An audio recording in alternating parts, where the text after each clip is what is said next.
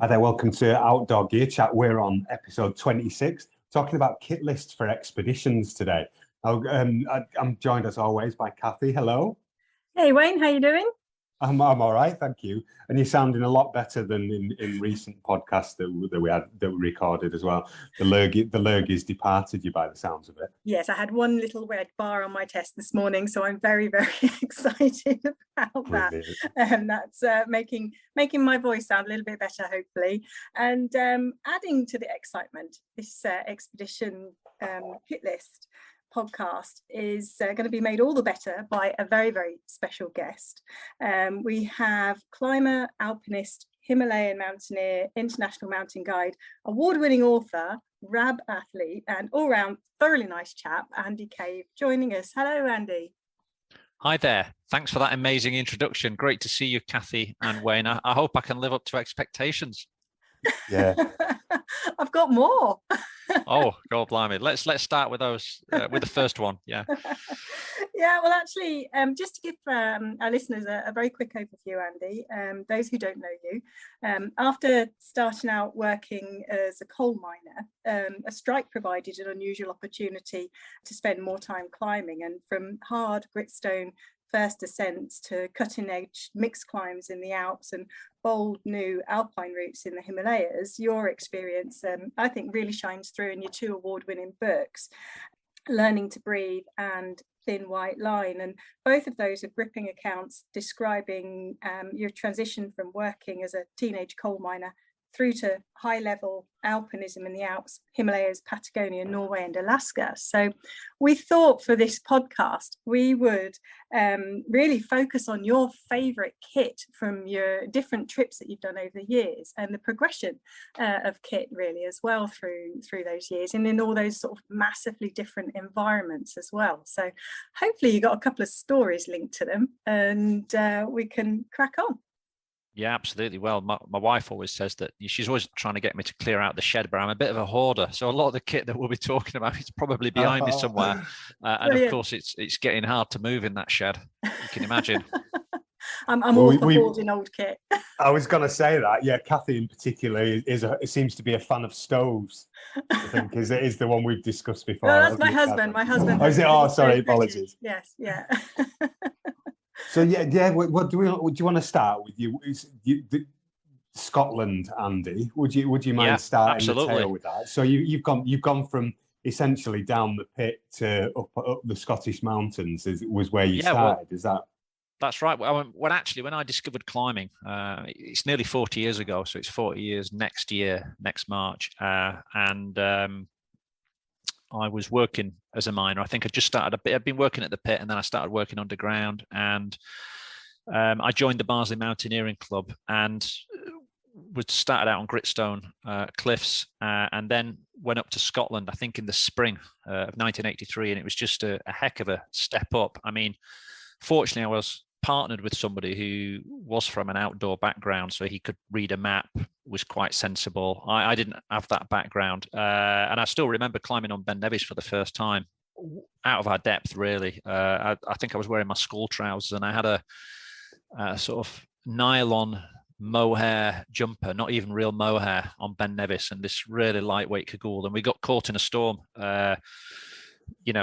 halfway up Tower Ridge, and ended up having to shelter in the summit bivvy shelter for quite a while. But that was quite grounding. And then a few months after that, in the winter, that would be 1984, me and my friend took a mountain guide, a bit of a legend actually, called Mal Duff, and he guided us for a week around Glencoe on Ben Nevis, and that was an even bigger step up. Of course, we had somebody advising us and what have you, and as well as the things that we learned there, the hard skills, how to walk in crampons and stuff. There was a lot of like how to operate in the mountains, like actually, the mindset, looking after yourself. I mean, I know we're going to talk about a lot of environments today, the Alps and the Himalayas and whatever, but still, Scotland in winter, it's a really difficult environment, as is the lakes in winter, and Wales, but Scotland particularly because just the size of the mountains, difficult conditions, the fact that the conditions change so quickly in the mountains as well. So there's a lot going on, and obviously I know we want to talk about kit as well, that actually choosing the right kit can be quite difficult, depending on what you're doing in the mountains. But certainly for me, that was a very formative experience that week with Mal Duff and my friend Steve. And he really inspired us as well. You got to remember that I was just a young lad, and Mal Duff at that time was organising an expedition to try and climb the unclimbed northeast ridge of Mount Everest, which was basically one of the last great challenges in world climbing, that the climb that Boardman and Tasker had perished on a few years earlier. So he was like a god to us, really, but he really inspired us, and gave us loads of books, recommendations to read, and the Alps, and there was just this it was a very exciting time. Can I ask what made you want to get to employ Mal to do that then? What had sort of switched in your mind? Well, that's a great question. Yeah, I think it was more like other people in the climbing club could see that we were slightly out of control. So I think they were.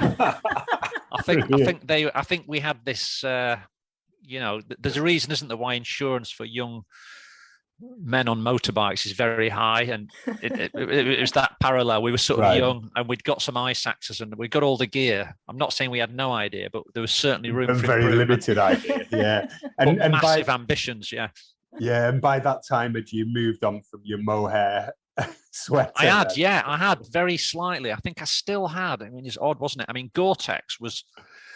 It was just nearly out. I can't quite remember the date. I think I know a guy that had some Gore-Tex, and actually he was throwing a pair of trousers out, and I said, no, I'll have those. But they were obviously past the sell-by date. But it was that kind of culture. I remember I had a Ventile cotton jacket, which was the big thing. But of course, the problem with that is that in Scotland, it could rain, you'd get wet, and then as you went higher on the mountain, it would just freeze. So your arms would be like being inside cardboard. But we did, I think certainly I wouldn't say on that trip, but certainly by 85, 86, Gore-Tex was more normal. But the early jackets, just for context, weren't necessarily cut in a technical way. So they were, if you wore them with a harness, it would restrict your arm movement. And obviously that's even today, when people are looking for a jacket, you've got to make sure that when you put a climbing harness over it, you've got a fantastic lift in your arms. Otherwise you won't be able to reach up to get the hold when you're climbing. But yeah, kit, and then the whole thing of layering as well. I mean, Mal was obviously very much up on that. And then it was the cost thing, at that time it was, you tended to buy, and still now, I think you want to buy a garment that is, you really know you're going to get some use out of it, and you're probably able to use it in different contexts. So for example, I've always been really keen on like a nice mid-layer, whether that's power stretch or whatever it is, but that's a piece that I could use in so many different environments, and I quite like that, but yes, boots of course were a bit odd. We're not odd that everybody got into plastic boots, these double boots at that time, moving away from leather boots, but they were quite stiff and not always perfect for something like a Scottish environment. So lots of changes. I'm just thinking about gaiters. The other thing was we used to wear the Yeti gaiter, which was an integral. We used to have Yeti gaiters over our boots. Most of the time that was great, but obviously in Scotland, it can be quite warm walking in. You're going from sea to summit. So now I wouldn't wear plastic boots. In Scotland, I would wear a single sort of leather boot, a B2 or a B3. But lots of changes, since that time. Yeah, the Yeti gaiters in particular. I remember in the 90s working in a shop, and there was only a couple of us that could get them on. And invariably, if a customer came in the shop or they wanted to buy some, like any chance you can put them on. And then you're not spending some weekends just camped out in a corner in the winter, just putting Yeti gaiters on boots. It's amazing, isn't it? Finger strength at the time. And true, and we went the early trips to the Alps following on from Scotland. We wore these double plastic boots, but you can imagine in an alpine valley in the summer, it's so hot, and your feet would get so hot, and I had all sorts of problems with blisters. Again, in the Alps, I probably wouldn't wear a double sort of plastic boot, unless I was there in winter time, or I was going off, maybe to Alaska or something.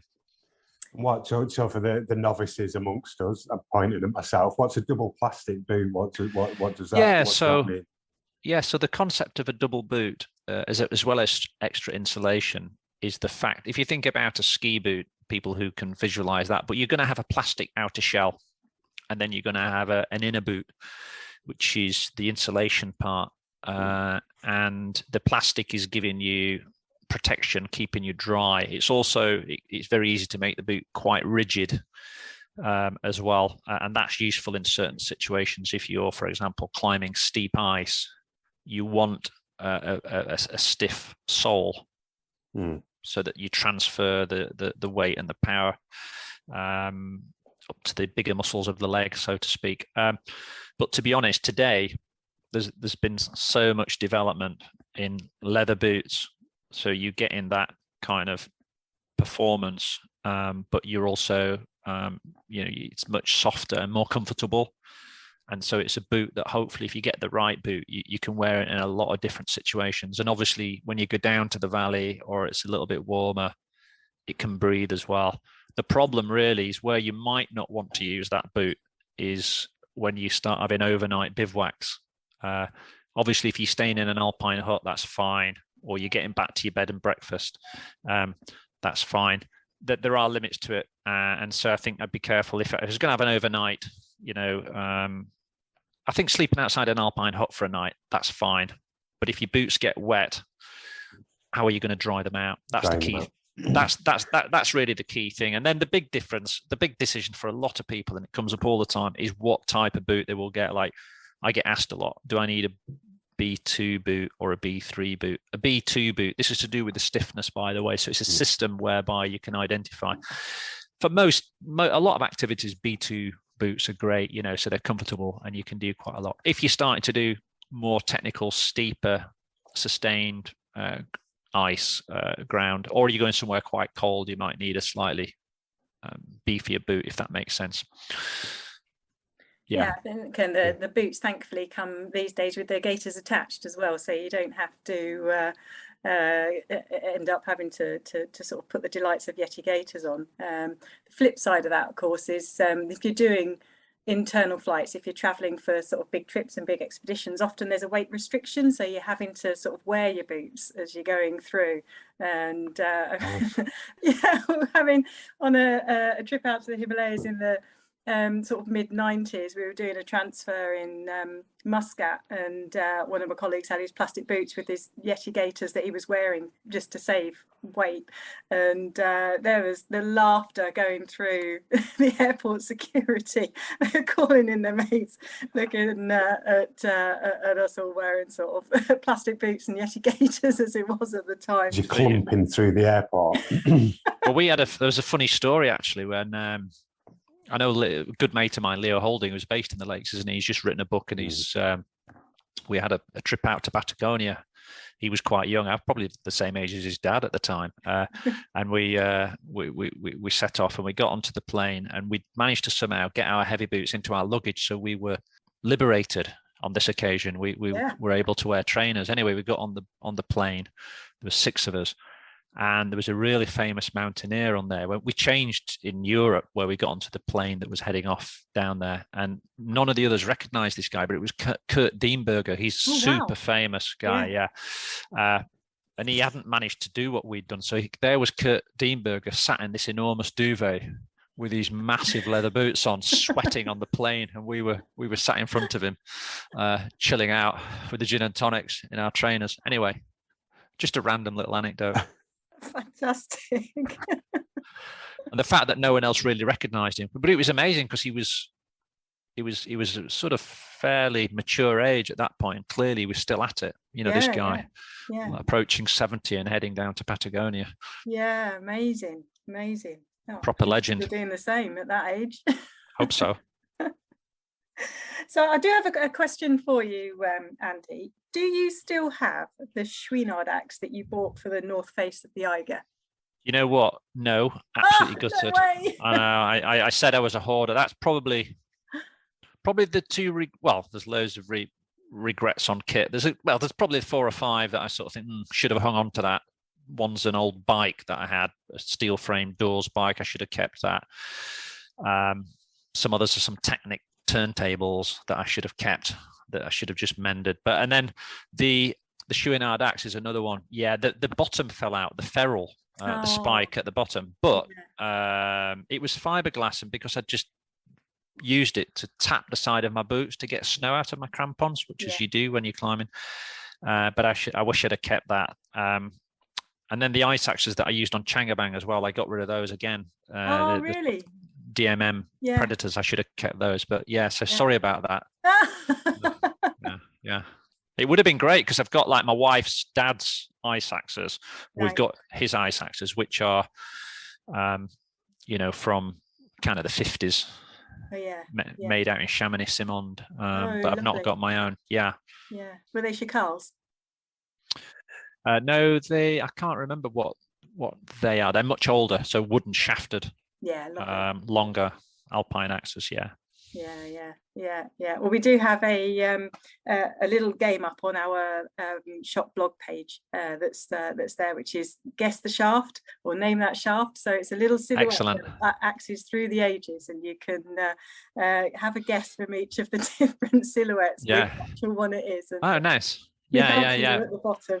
But, I mean, the Chouinard Zero was an absolutely incredible axe. I mean, I had the fiberglass one secondhand, and then and I think the problem is that the fiberglass splintered around the bottom, whereas the wooden ones would be a much more secure attachment. Yeah, it was just iconic of its time, and I haven't actually seen one in the flesh yet, so still on the hunt. Maybe. I mean, they must be around. I don't know if you see those sort of things on eBay. Yeah.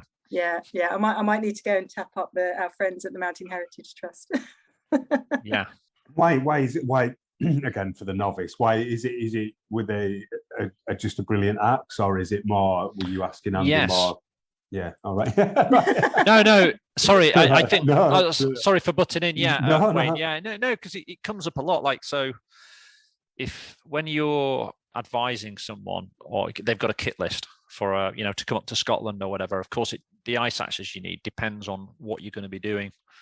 So if you're going to be mainly doing general mountaineering and your ice axe in a sense is mainly for balance, and going over the odd cornice lip or something like that and going along routes, it needs to be long enough that when you put it down, it's giving you support in the ground, if that makes sense. So if it's a short technical ice axe, that's not going to give you support unless you're on a really steep slope, because it wouldn't be long enough to reach the ground. So it's really important to get the right ice axe. You want to be able to hold it really nicely as well, so the top of it fits into your glove, and so on and so forth. And then in the Alps, the ice axe, the same ice axe would be used in the same way to do general mountaineering stuff, because even if you're doing a technical climb, you've still got to go up that slightly easier part of the mountain to get to the technical bit, and then you've got often the descent to get off the mountain,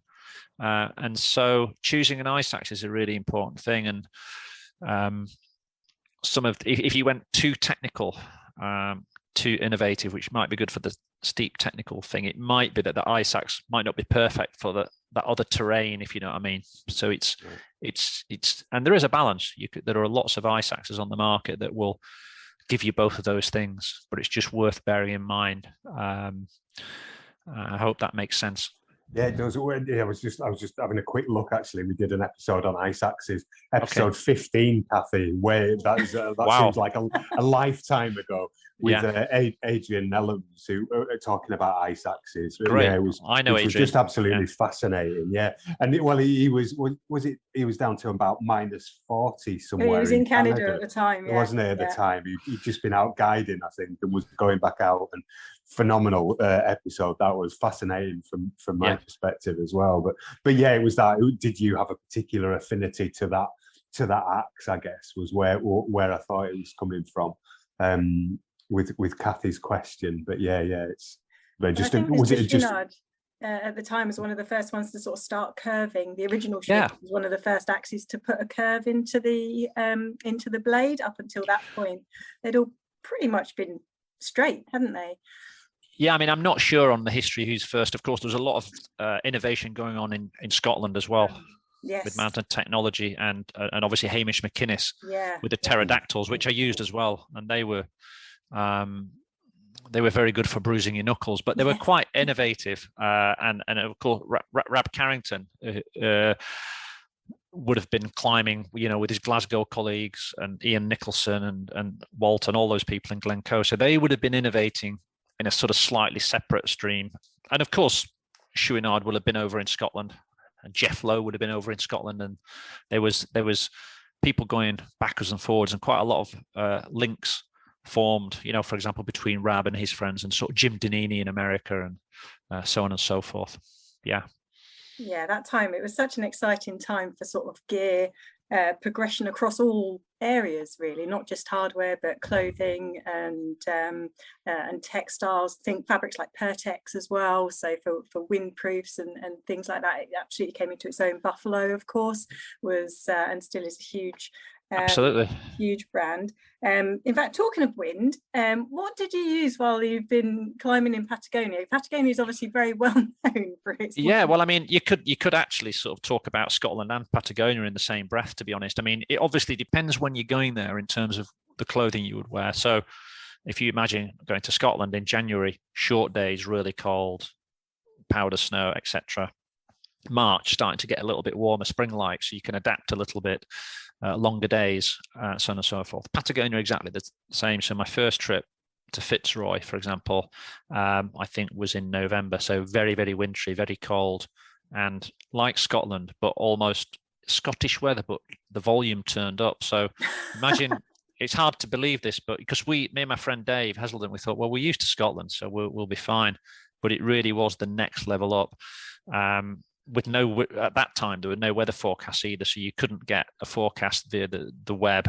You just were out there, and you just had to try and guess, look at the barometer, but extremely windy. So think, like Scotland, you want a very good shell jacket and bottoms and goggles, and so you need a jacket that the hood is going to come over the helmet.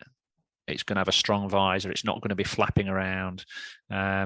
So I'm thinking of something like Latok jacket in the Rab range, or even a Latok Extreme, something like that, and the pants to match. Certainly, that was our experience.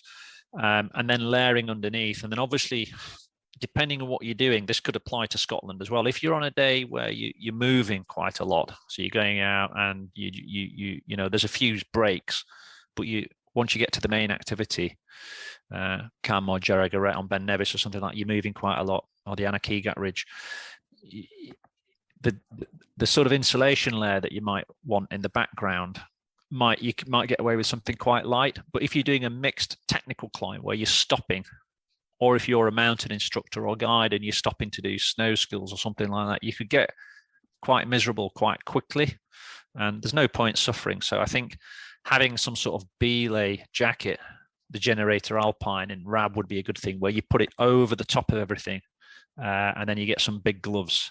And you might only wear that for the belay, literally it's a hint in the name, then take it off, or second with it till you reach your partner, and then take it off, so you're a little bit, because you might be boiling by that stage, so on and so forth. But you might also, depending on conditions, want a jacket, like that, but much thinner version. I'm thinking of the Zen Air Alpine Light I'm using at the moment for like loads of things, and that could go under your shell. And I use jackets like that a lot because it's not too bulky, and it just gives you a lot of warmth. And of course, if it gets damp, it still functions.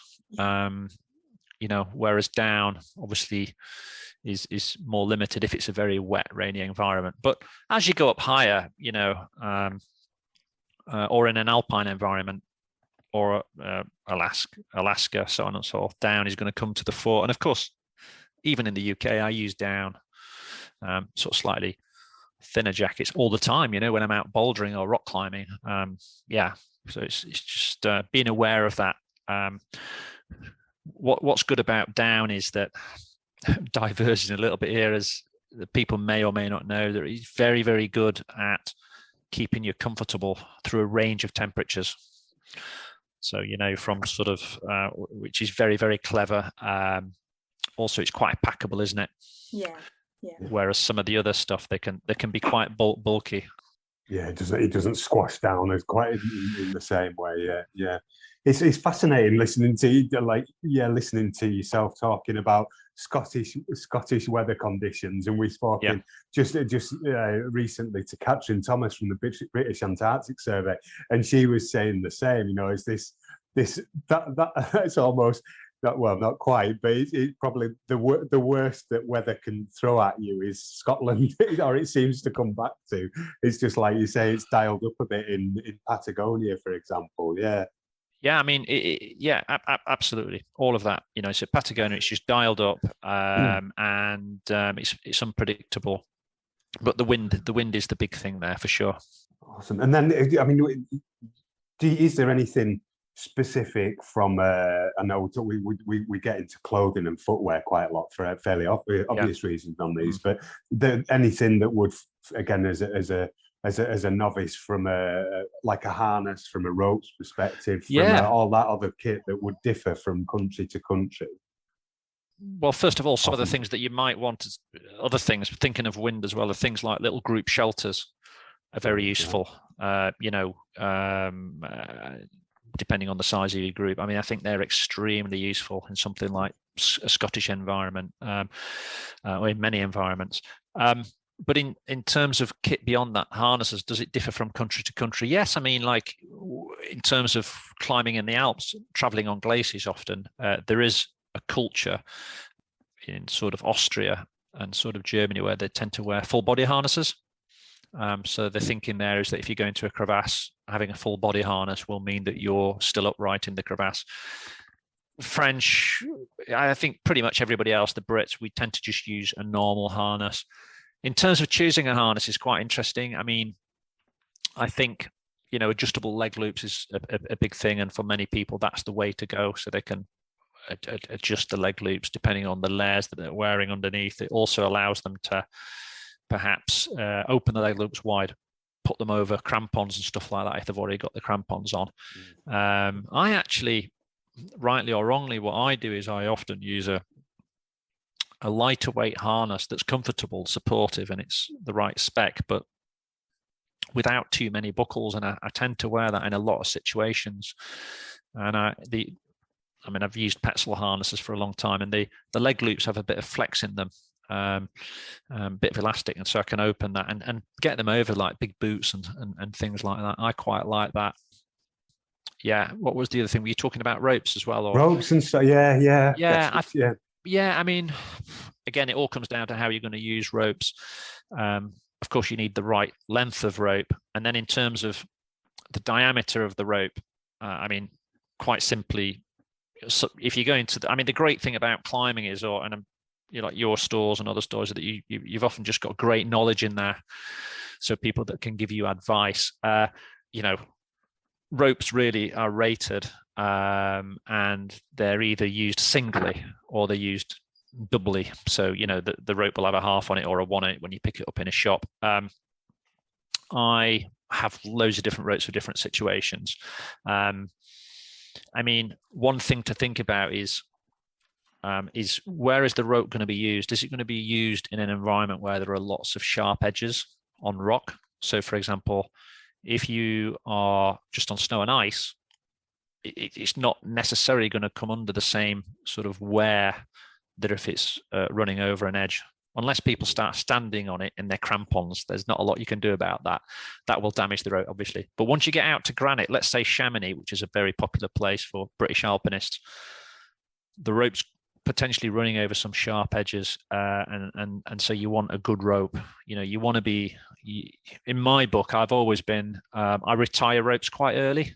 So if I see a rope and it's, I think it's got a few nicks in it, I don't really want to be using that rope. And I'll probably pay for the extra coating on a rope as well, which is giving it the dry treatment, because if a rope gets wet, it's heavier and then it freezes and it's just an absolute nightmare. So I think, because we use ropes so much, why not get a good one? that handles well. I like to get a balance between soft handling and strong as well, so that's just my take on it. But I'm sure there's a lot of information out there. Yeah, there's a world of information on ropes, and I think we'll come back and we'll do that as a separate podcast. Yeah, I was going to say that. There's a fantastic amount of technology. I think yeah, no, it's absolutely right. And I think a lot of people listening, if they're into climbing, or they're thinking of getting into climbing, or they're just thinking of doing some scrambling, it could be like, where do you start? But if you can get a couple of ropes that do a lot of things, then you're probably pretty satisfied. So I think it's that advice in that early stage, like, where are you going to use this rope? And somebody who's just starting out, it might be difficult for them to sort of perceive where they're going to go, so, and that could be the same when you're buying boots. You think, well, yeah, you could buy these boots that are nice walking boots, but you go on a course with a mountain guide, you get quite excited, and then actually, I want to do this now, I want to do that, but I wish I'd have bought that, so it's like, if you think you're going to get into something, go for that slightly better boot, if you know what I mean, which you can still use in the UK and the lakes, and also in the Alps, type of thing. So I tend to think like that. And the Alps are interesting because, again, if you think about the Alps, it's a big place. And the big question is, what are you going to be doing in the Alps when you go there? So, sometimes I might be going there as a guide, you're going up Mont Blanc, or you're going quite high above 4,000 meters. And even in summer, not this summer because it was just so ridiculously warm, but a lot of the time you're going to need to have a good shell and good layers, and be prepared to, certainly for, if you're climbing at night in the Alps above 4,000 meters, it's going to be quite cold. But obviously any guiding company would let you know about that. If you're lower down in the Alps, you might get away with wearing a soft shell pant rather than a Gore-Tex shell. Maybe have some lighter shell pants in your pack, because often they're going to be in your pack a lot of the time, and you don't want to spend days and days with this massively heavy rucksack, because in the Alps it's all about moving fast, as it is in any environment. I don't mean that like spoiling your day, by the way. Obviously you want to stop and take pictures and stuff, but there is, if you're on a big alpine climb, then there is pressure to move quite quickly. So getting the right pack with things in it that you really need, I think is useful. So another environment in the Alps is where I'm doing big rock climbs in the Alps. So I'm maybe like sort of below glacier level, and so there I might even use some items of clothing that might be perceived as being for like fell runners. So like the Phantom jacket and pants that Rab do, designed for elite fell runners or doing the mountain marathons. But actually, if I'm really cutting down on weight and I'm doing a hard climb, and I think I need something in case I get caught out in a storm, I mean, that's not going to give you protection if you get caught in a brutal alpine storm, but something in that mid-valley level, it'll probably keep you warm and dry and allow you to get off the mountain, but it's not impacting on your performance. So there's a range of situations there, if that makes sense. Yeah, of course, absolutely. Is one of the things you sort of touched on with was temperature there, which is really important. And this time of year, we pride ourselves in having a huge wall full of gloves in each of our shops. We've got unbelievable quantities of gloves, almost everything you can think of. Now, I know you had issues with your hands on Changabang, Andy. Did it go into frostbite? Was it just frost nip? Yeah.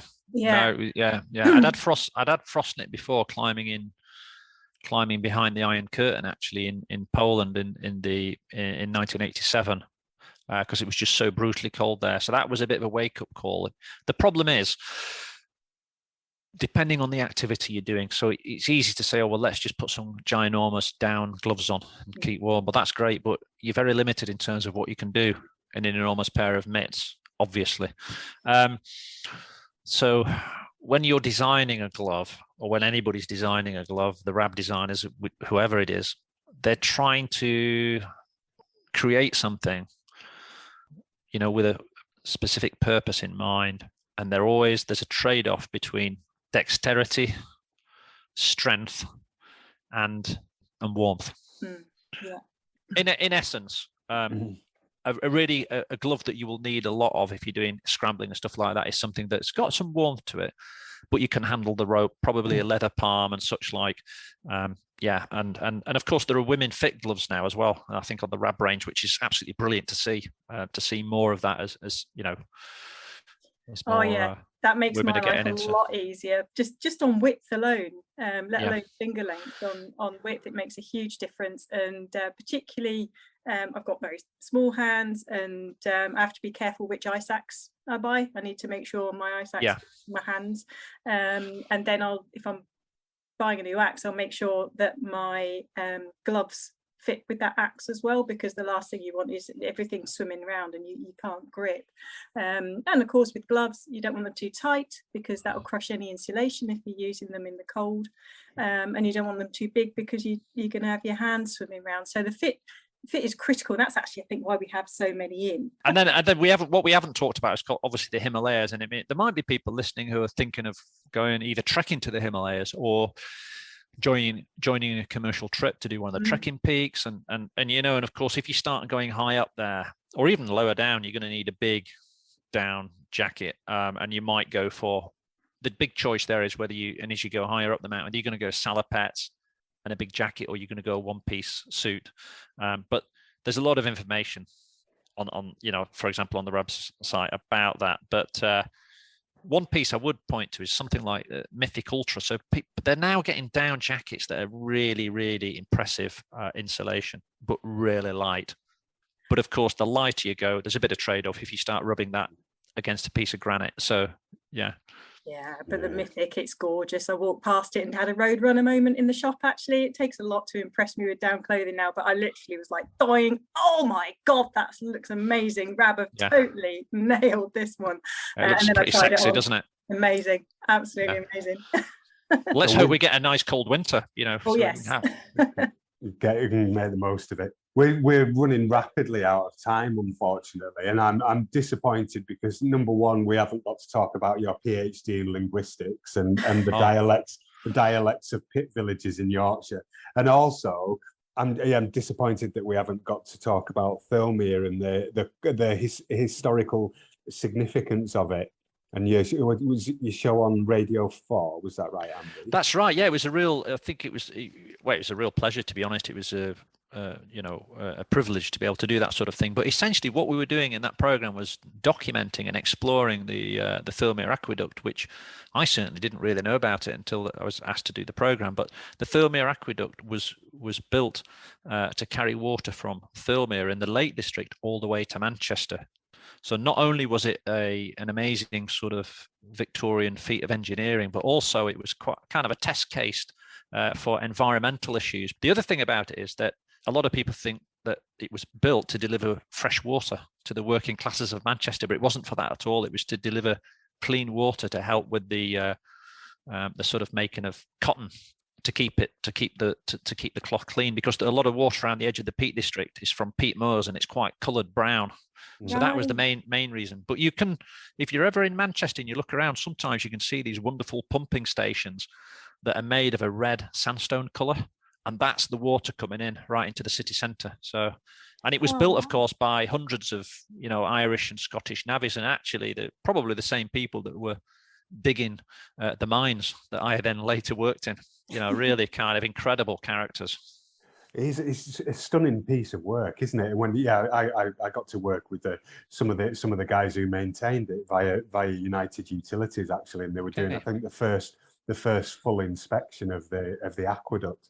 And it's just, I think, was it due to be at one stage, or supposedly it was continuously downhill from Thirlmere to Manchester, and I don't know whether that's true or whether they've also got some amazing technology in there, but that is still functioning, sort of little I mean, I won't call it Archimedes screws, but various things that are enabling the water levels. Yeah, it's very, very clever. I mean, I guess the Victorians, they just cracked on with things, didn't they?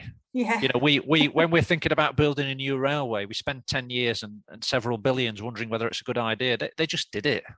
Yeah. It wasn't really a challenge for them.